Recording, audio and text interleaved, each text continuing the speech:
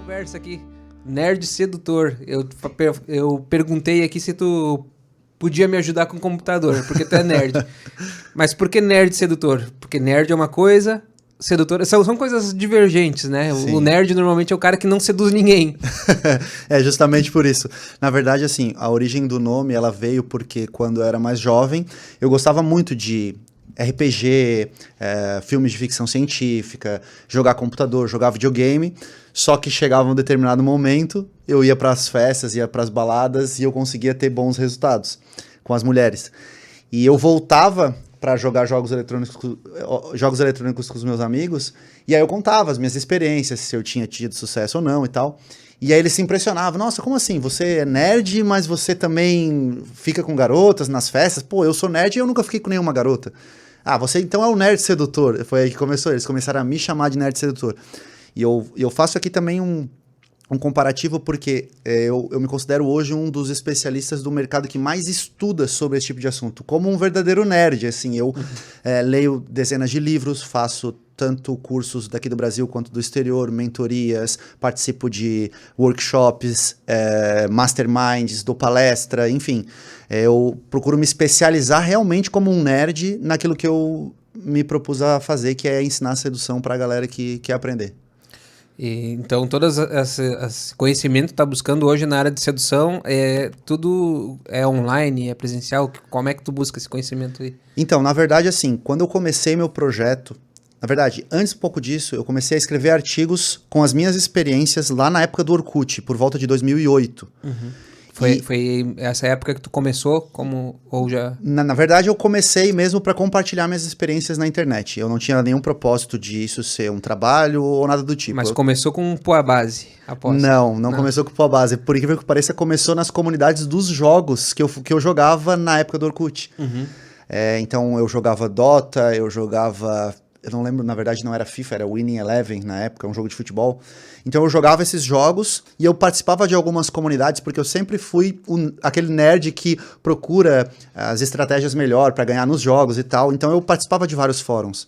Só que esses fóruns, essas comunidades do Orkut sempre tinham off-topics, que era para você falar sobre o que você queria. E aí eu escrevia, por exemplo, nesse carnaval, esse carnaval eu fui pra 4 festas e fiquei com tantos garotos. Daí a galera, como assim? Ensina pra gente então, tal. E eu comecei a escrever artigos, e na época os artigos começaram a viralizar na época do Orkut ainda. Foi parar em comunidades de futebol, comunidades de séries. E aí a galera começou a me mandar mensagens pelo Orkut pedindo dicas. E eu comecei tu tá passando por essa situação, então faz isso, faz aquilo. Isso sem conhecimento nenhum, só conhecimento técnico, assim, teórico, né? Só através das minhas experiências. E aí, depois de anos que eu pensei, poxa, por que eu não crio um canal no YouTube e começo a fazer isso? Isso aí foi 7 anos depois, foi em 2015 só que eu comecei o meu canal do YouTube, né? Começou nesse meio tempo... relativamente tarde, né? Nesse meio tempo, me procuraram para escrever livros sobre o assunto, só que eu nunca pensei em profissionalizar isso, sabe? Na verdade, eu pensava só em dar dicas ali para quem quisesse. Aí em 2015, não, daí eu comecei para valer. Aí os primeiros anos de canal, eu também só compartilhava minhas experiências, porque eu não sabia que existia PUA, por exemplo, que existia PUA Base, que existia outros canais que faziam isso. E aí, quando eu comecei a ver, poxa, eu preciso me especializar mais. Então eu comecei a procurar, daí eu achei outros canais que faziam isso, eu comecei a achar a própria teoria do PUA, né? Que daí depois eu, lendo a teoria do PUA e encaixando com as minhas experiências, eu via que tinha uma relação interessante ali. Algumas coisas que eles falam fazia sentido, assim. Eu não me considero um PUA, mas porque eu sempre...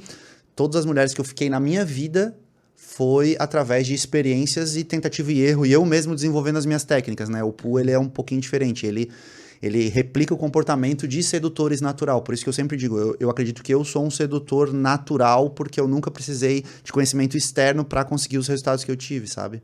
Que o jogo natural é um dos jogos, né? Normalmente dividido um jogo indireto, o jogo direto e o jogo natural, né? Exato. Chamado de jogo, né? Porque é um jogo da sedução, né? A sedução não deixa de ser um jogo. Eu gosto muito da comparação do seguinte, muita gente pergunta assim, o que eu tenho que fazer para conquistar alguém? Não é assim. Você não tem nada que eu fale para você aqui que funcione em 100% dos casos. A sedução é como um jogo de xadrez. Eu não posso te ensinar um movimento, porque se o seu oponente ou o seu adversário fizer um movimento ali, você não pode continuar naquela mesma estratégia, você tem que adaptar. E eu acho que é isso, a sedução é nada mais, nada menos do que uma adaptação. Você se comporta de uma forma, a outra pessoa vai se comportar de outra forma. E aí você vai adaptando seu comportamento para gerar atração naquela outra pessoa. Então, você tem que ir adaptando, você tem que ir fazendo os movimentos conforme você vai vendo os movimentos também da outra pessoa. Então, isso tem bastante a ver com o nerd que jogava, tu Exato. jogava ali o jogo e descobriu que tinha um jogo na vida real. Na vida assim. social, isso, né? Exato. E aí passou a jogar as regras desse jogo. Isso, aí comecei o projeto desde 2015, aí comecei em 2015 o canal do YouTube, depois comecei a criar conteúdo no Instagram. Hoje, a minha maior rede, por incrível que pareça, é o TikTok, né? Porque o TikTok cresce absurdamente, assim. Então, já é a minha maior rede social. O podcast também, do TikTok é a maior rede que a gente tem. Mas tu começou a estudar sedução em 2008, nessa época das comunidades, só compartilhar o resultado. Em 2008 eu escrevi uns artigos. Aí em 2015 eu comecei... Baseado nas minhas experiências, exatamente. Baseado no que eu via que dava resultado e no que eu conversava com os meus amigos sobre. Porque tem muita gente que julga o conhecimento sobre sedução. Você vai estudar isso? Mas eu duvido um homem que nunca sentou na mesa do bar com um amigo e perguntou, cara, o que tu falou pra aquela garota, sabe? Pra conquistar ela? Poxa, o que tu fala quando tu vai conversar com uma garota? Às vezes eu sou sem assunto. Tem muitas pessoas que criticam esse tipo de conhecimento, esse ensinamento, mas no seu particular é uma pessoa tímida, insegura, que não sabe se comunicar, que não sabe se portar. Então, eu vejo muito por isso, assim. E aí eu comecei fazendo, dando as dicas do que eu via, que eu conversava com os meus amigos. E aí depois, lá por 2000... Daí eu comecei o canal só em 2015. Em 2016 que eu comecei a ver que só as minhas experiências, chega uma hora que tem um limite, né, de experiências. E aí eu, assim, não, preciso dar uma estudada, preciso me aprofundar mais. Daí eu comecei a ler alguns livros sobre o assunto. Aí esses livros eu comecei a entender sobre a metodologia de alguns autores. E aí eu comecei a buscar outros conteúdos desses mesmos autores. Aí eu comecei a conhecer outros autores, porque geralmente um autor cita o outro e por aí vai. Então comecei a linkar uma coisa na outra. Comecei a também, na era dos cursos online, comecei a pegar um curso aqui. Daí eu aprendi a falar inglês, comecei a comprar cursos do exterior para ver se as estratégias que eles utilizam lá poderiam ser adaptadas aqui também. Então, aí eu comecei a me aprofundar mais no assunto, assim. Eu digo que hoje eu já gastei por baixo, assim, mais de 60 mil reais em conteúdos relacionados a isso, assim, entre livros, cursos, mentorias, masterminds, palestras, desse tipo de assunto. Pô, era só assinar o Poa Base lá, que tinha um monte de coisa pirata lá. Não sei como é que é. Hoje eu acho que ele não existe mais, né? Mas eu lembro que tinha uma época que tinha uma assinatura, acho que era 40 e poucos reais. Não, o Poa Base ainda existe. Eles reformularam agora. Só que daí a área VIP do Poa Base era um monte de conteúdo pirata. Sim. Então era pirataria pura. Mas pelo que tu pagava ali, o conteúdo que tinha, né? Dava pra aprender muito. Assim, eu sou totalmente contra essa parada do conteúdo pirata, não pela, meu Deus, conteúdo pirata.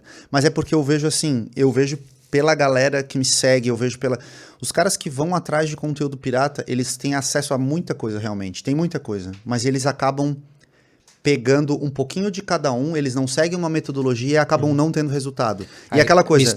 Misturam os métodos e dá tudo errado, né? Mistura os métodos, dá tudo errado, um fala uma coisa, outro fala outra, e também ele tem como se fosse uma overdose de conteúdo, porque é muita coisa, e ele acaba não assistindo nada, porque tanta coisa para ele assistir, ele vai assistir um vídeo de um vídeo do outro, ele não vai pegar um curso que ele teve um investimento dele, que ele pagou para ter acesso, e ele vai ter o acompanhamento daquele profissional, ele vai ter, né, um grupo exclusivo de pessoas que consumiram aquele tipo de conteúdo também para trocar experiências. Então acaba não adiantando de nada. Eu conheço muitos caras da época do Poa Base que tinham acesso a inúmeros conhecimentos que nunca tinham resultado, porque eles ficavam só em casa estudando e não botavam em prática, e não tinham acompanhamento. A tal da obesidade cerebral, que o cara aprende, mas não sabe executar. Não põe em prática, exatamente.